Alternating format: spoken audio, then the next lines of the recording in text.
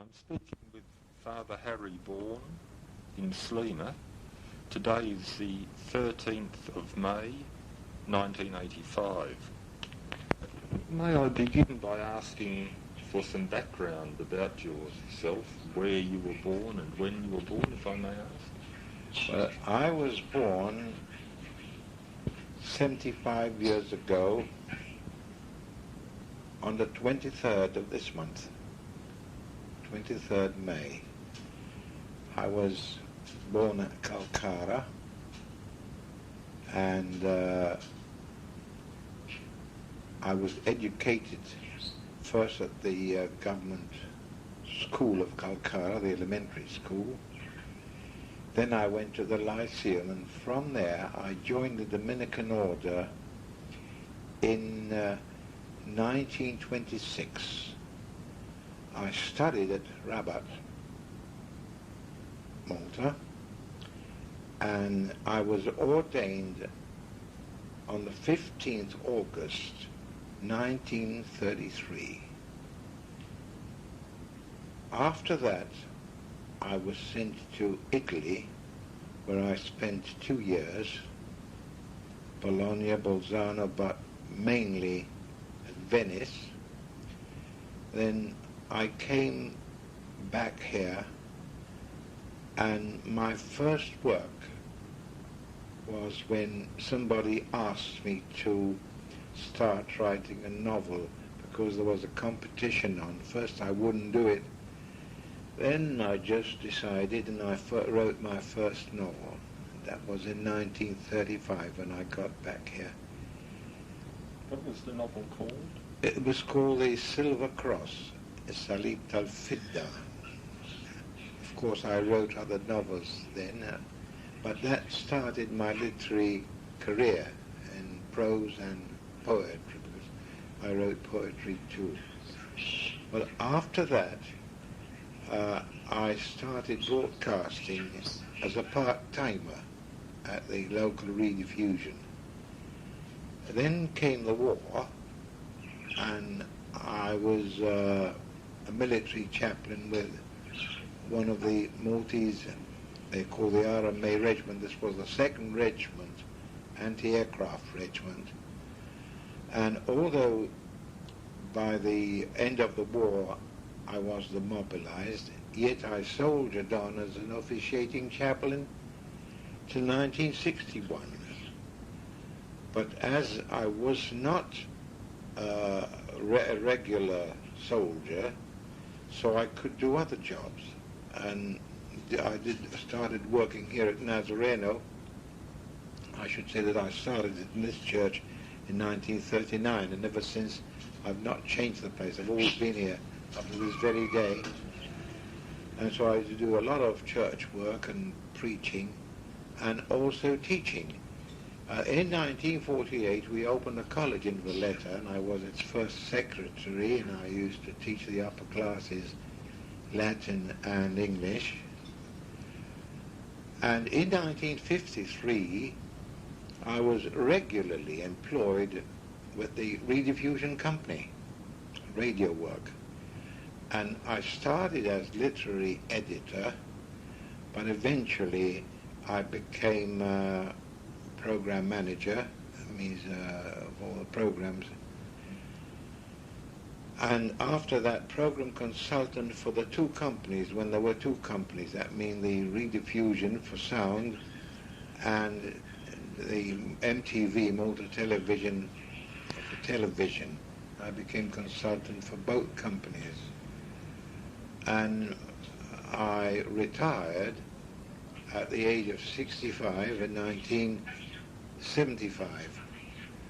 But apart from that, I kept doing other interesting work, at least for me, which I considered very interesting, and that was writing for the stage and eventually building a theatre, which still exists, the Boris Hall.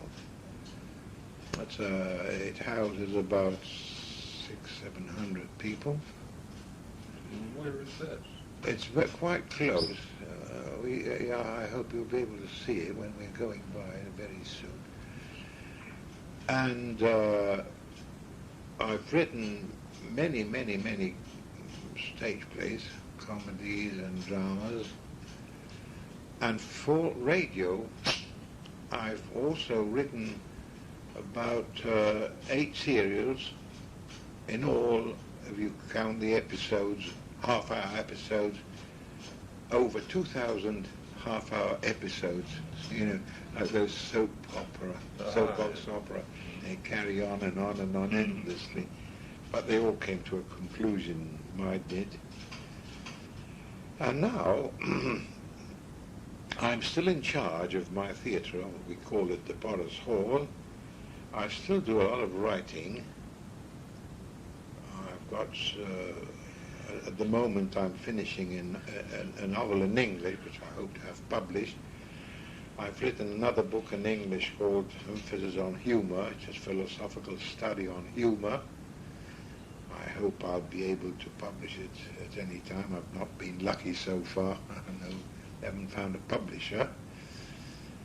And I do a good deal of preaching because preaching is very close to my heart. That's one of my principal jobs. I belong to an order of preachers, but I like preaching all the time. I go all about around the island, especially during Lent. And I think although I'm 75, yet I still carry on working just as I did when I was 30 years. I see no difference when of course some ailments coming here and there. Now and again you can't do without those, and you especially, as a matter of fact, you've got to expect them. But I still carry on, and that's my life story. I noticed when we went up the steps to see the bells, you seemed very agile. I think I was more nervous than you. So, regarding the photos that you kindly showed me and allowed me to make some copies, could you tell me the background to those photos? Yes. Well, those photographs go to a time when I was 5, 6, 7, 8 years old, so I was not the one who took them. But I have very vivid memories of Anzacs in those days. You see, many of them were at Cotonera Hospital, which that would not be more than half a mile away from where I was born and from where I lived with my family. And these Anzacs quite often used to come down for walks to Kalkara. That's where I lived. And I've got a very clear memory of 2 of them who made friends with my grandfather. My grandfather on my mother's side, the Maltese grandfather. Ashkembri, his name was. And I even remember the name of those 2 Anzacs. One was his name was Coleman, and the other was Ratcliffe and Coleman. Now, this grandfather of mine, he used to be what we used to call a ship chandler. He used to provide ships, cater for ships when they came in. And during the war, as he had catered many German ships, he lost many of his ships, and many of it practically lost his job out here. And he was the son of a Gotterton, like you, on my mother's side, so I can go into my mother was Maltese. We come from a Gotterton line on her side. And they used to come to grandfather's house, and in summer in Malta, people sit outside their doors for the cool air, and they used to come there and drink a bottle of beer with my grandfather outside on the doorstep. And sometimes my father used to take us up to the hospital where they lived for a walk, and we used to meet them. Then I have other memories of the Anzacs. I remember them coming down in batches, sometimes 10, sometimes 20 of them, all together. singing happily, and at certain times reveling in bars, singing and drinking Australian songs. And they made close friendships with the Maltese. I remember there was a sense of camaraderie. I should say that many families had special friends. Now, I know that because I used to see these soldiers talking to them and sitting at their door or chatting. They were really, really great friends. I was not old enough to note many more things, but this still remains in my mind. And another memory I have is that when I was at Cotton Era Hospital, where they were, there used to be a railing all round the hospital, and behind the railing many shrubs of geranium grew up, all colours, red and pink and white. And on one occasion I used to go on my toes to look at these flowers because it was too high for me to look into. And I remember once, well, I know because he had a hat on, the Australian hat on, one of these Anzacs, he picked a geranium, pink geranium, and handed over to me through the railings. I've still got that in mind. I still remember that. And I also remember concert parties which used to be given at this hospital.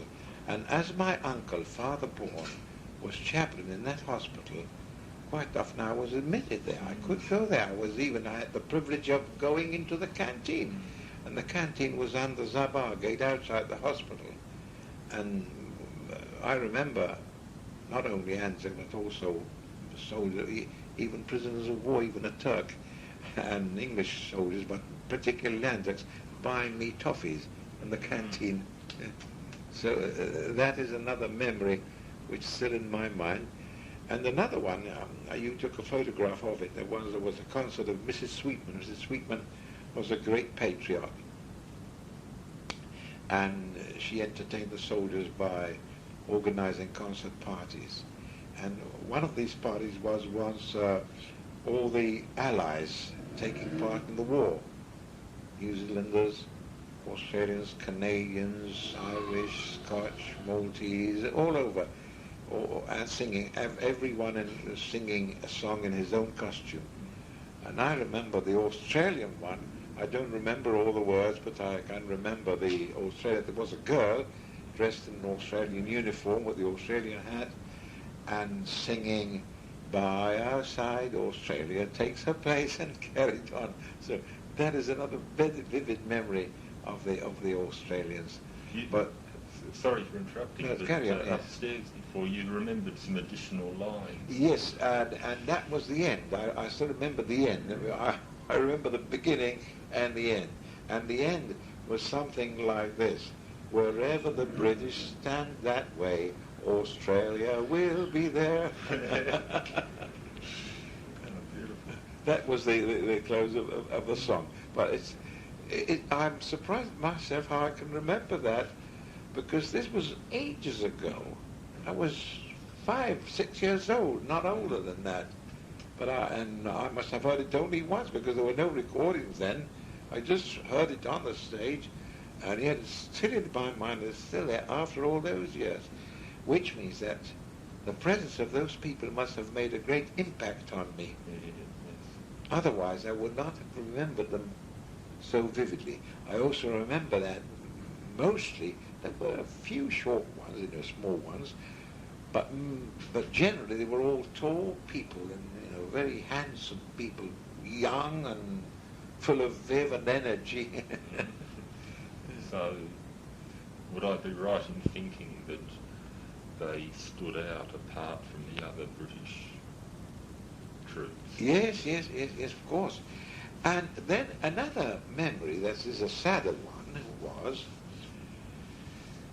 in those days, when I was, when they were here in Malta, before they came to Malta, they were at Gallipoli, everybody knows that. And in those days, we did not have many newspapers. a matter of fact, perhaps only one or two. But we used to get news of the war in what we used to call telegrams. A boy used to say telegram or telegram in the street, and this telegram consisted of a strip of paper, very much like the printer's proof. You know how they give you a strip of paper for the first proof to correct your... And it looked like that. Sometimes it contained a short message, sometimes it contained a very long message. And when on one occasion the tragedy of Gallipoli came over in that telegram, I remember people crying, people reading that news, my father for one, with tears in their eyes. But out here in Malta, we got to know the Anzacs while they were still fighting. Then we knew them better when they got here. And that explains why they were so well received and loved when they got here and made so many friends. So I can tell you that that was one of the main reasons. It all comes back to me through those telegrams. And when they arrived, I suppose it would have been a great event. A great event. They a troop ship, a hospital ship, got into the harbour. I wasn't there, but I was told, I used to hear my grandfather say, that they marched triumphantly with people applauding and going, I don't know where they took them first, but then they were distributed to various parts of the island, in Tafa, Cartanera, and other places.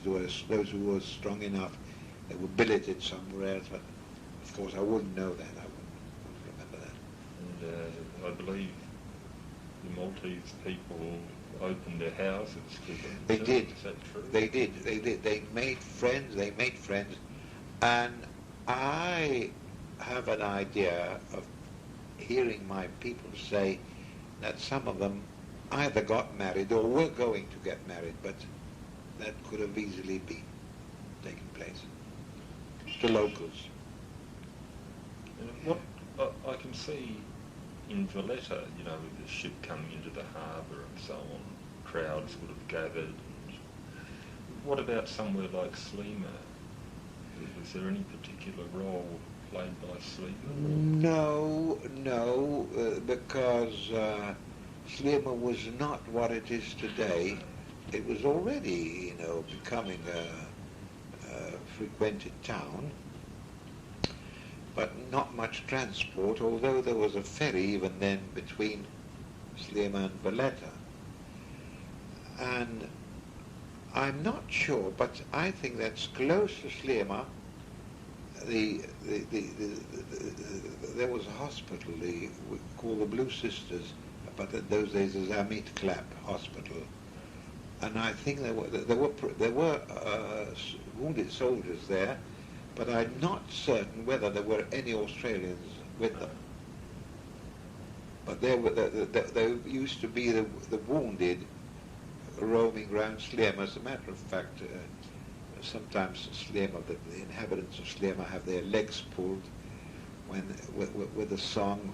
It used to be sung during the football days, and it used to go, Mama Jibri Feru Dar, Mummy, bring me a wounded soldier to my home.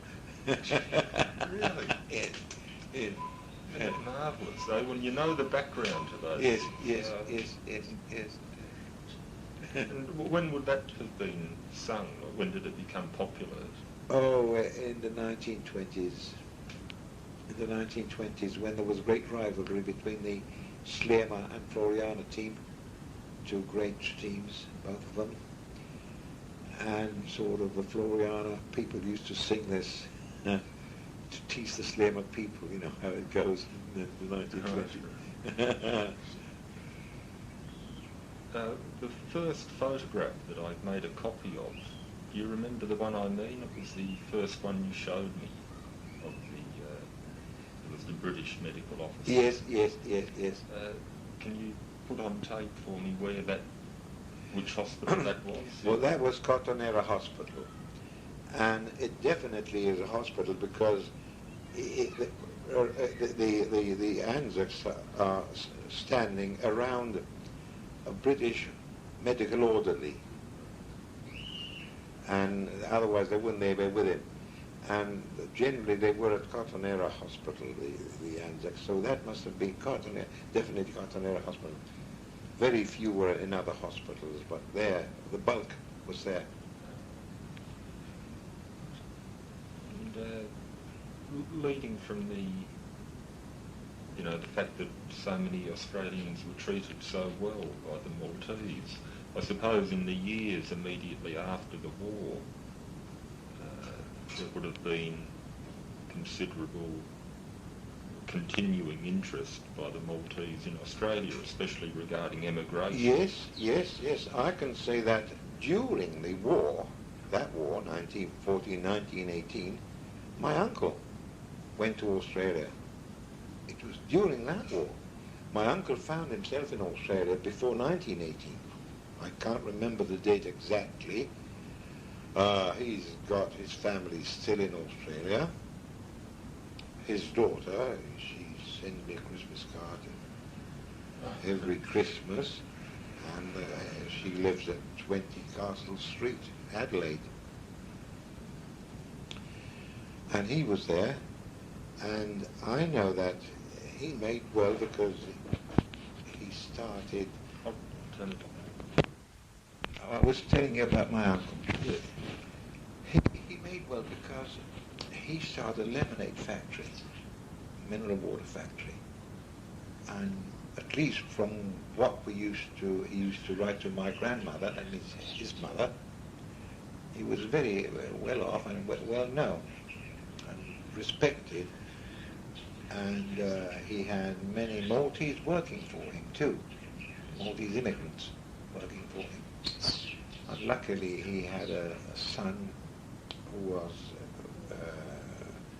with one of these medical men, not a doctor, one of the first aid man. And there was a motorbike race, and he got run over and killed by a motorbike race. Is that Schembri? Schembri, yes. Frank Schembri. And then I had another uncle who went later, but that was after the war, much before, long before this this last war, and he went to Sydney, Carmelo. You know his daughter Rose, who's my cousin. And he was Schembri. Schembri, Carmelo. He was Frank's brother. Oh, of course. Yeah, his brother. He went before Frank. No, Frank went during the war, during the 1914 war. But Carmelo, Rose's father, went after the First World War. But long before World War II, long before. I think I'm in correspondence with Frank Schembri's daughter, Josephine. Josephine. Kauki, sorry. Yes. Yeah, I've been corresponding with her for about a year now. Yes, how's that? Well, through my research. She's been telling me all about the Schembri soft drinks and all that. There you are. Yeah, gee, it's a small world, isn't That's how it is. And that man was my mother's brother, my father. And she stood right to me. That's why you remember 20 Castle Street, don't you? 20 Castle Street. Yeah, I thought it rang a bell. Yeah, she sent me some labels, some of the old labels of Schembri soft drinks with the Maltese cross on the design. That's right. So you link up, isn't it? Yeah. Would link up. And sorry, I'll turn it on. May I ask now about your parents? You said your mother was Maltese. Yes. Could you tell me about your mother and your father? My father was English.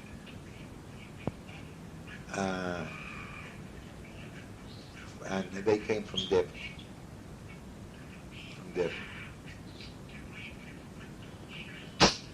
And in Malta, he did a lot of work for football. My father found at the St. George's, one of the very first teams in Malta. And quite by accident today, I have a big photograph of my father with his team, and this photograph was taken on the 13th May, like today, 1900, exactly 85 years ago, when the St. George's beat Floriana 3-1 and got a cup. And it's a large, full-size photograph, which I've got in my room here. Exactly 85 years ago, today. And why was he in Malta? He was born in Malta. He was born in Malta. Is he from Kalkara? No, he was born at Kaspika because his father was in the army, was in Malta in the army. And his father was in the Prince Albert Light Infantry. And he practically lived in Malta. He went to England with his family for a while, but they got back to Malta. What was your father's name? Joe. Joe, born B-O-R-N. And your mother's side was Maltese? Yes, Cambry. And her name was? My mother was Rose's aunt. Rose's father was my mother's brother. Oh, I see, yes. It's like a jigsaw puzzle. Yes, it's all coming together. Yes, yes. Great. Well, I was going to say, we have a bit of tape left. Would you like to send a message to Rose? I would love to. And to Manuel too. And I'll and play to Manuel and to Mary, if possible, too, you know, her sister. Yes, so you can do it in Maltese if you like. No, I can say it in English, you'll understand yourself better. Do you want me to turn it off and have a think? No, I can carry on. Hello, Rose. Hello, Manuel. It's a good thing to be able to send you this message. Love to you from me and from Rena, too. We often talk about you.